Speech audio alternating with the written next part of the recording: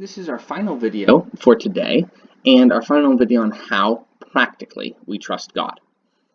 We'll be looking at the moral argument for the existence of God and how the reasoning and intuitions involved in that argument can help us to trust God. David Beck writes that the moral argument flows from our perception that we as persons with the power of free will are obligated in some way to live our lives in accord with certain rules or guidelines or priorities in relation to the society of other persons and even the physical world around us. This perception seems to be universal. There are, of course, those who demand to live without rules and however they please. But even they will insist that it is their right and that it belongs to everyone. In doing so, they implicitly agree to a moral duty.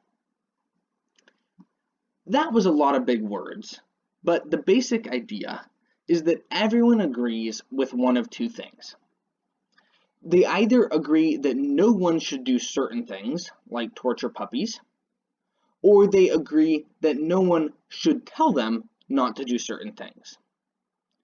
But the word should is in both of those statements, and that means both of those positions assume that people ought or ought not to do something. They both assume that people are morally obligated to do certain things and not other things. And in Beck's words, if obligations are real, then we immediately face the question of source. Who or what obligates us? What would grant such authority? This, he continues, leads to proposals regarding God.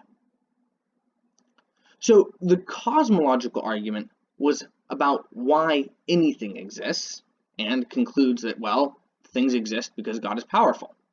The teleological argument was about why do complex, intricate, functional things exist? And it concludes, well, they exist because God is smart and wise, in addition to being powerful.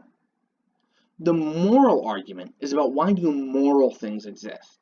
Why do moral obligations, values, and principles exist?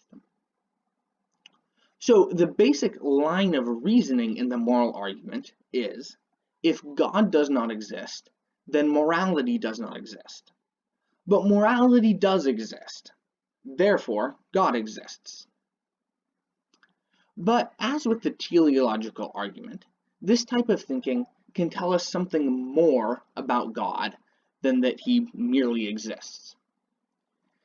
If morality comes from God, then our moral intuitions, our conscience, teaches us not only that God is, but what he is. It provides for the mind a real image of him as a medium of worship. It gives us a rule of right and wrong as being his rule, and a code of moral duties.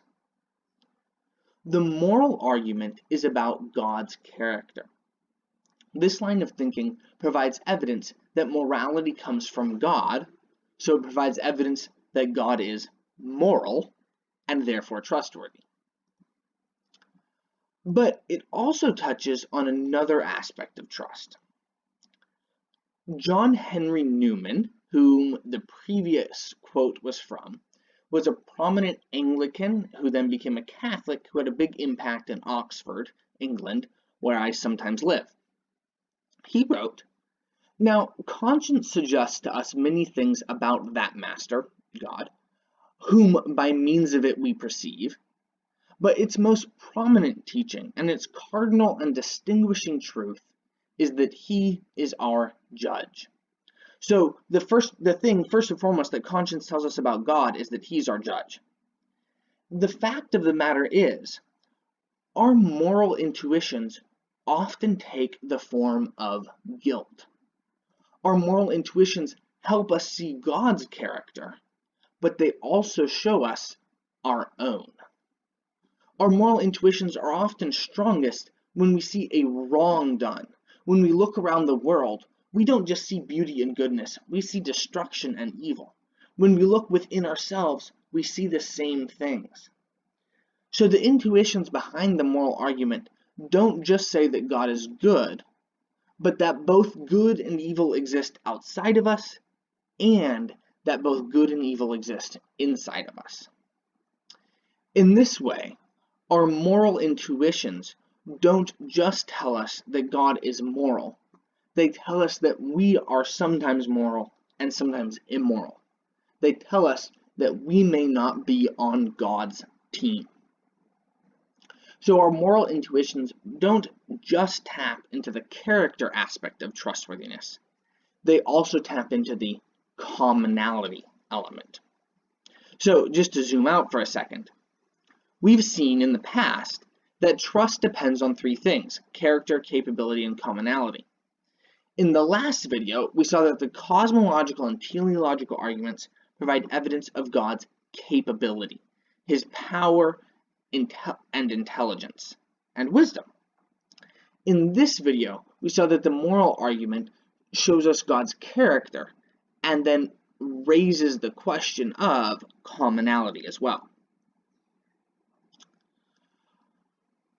Before closing, I want to emphasize something that I already said in the first video for today.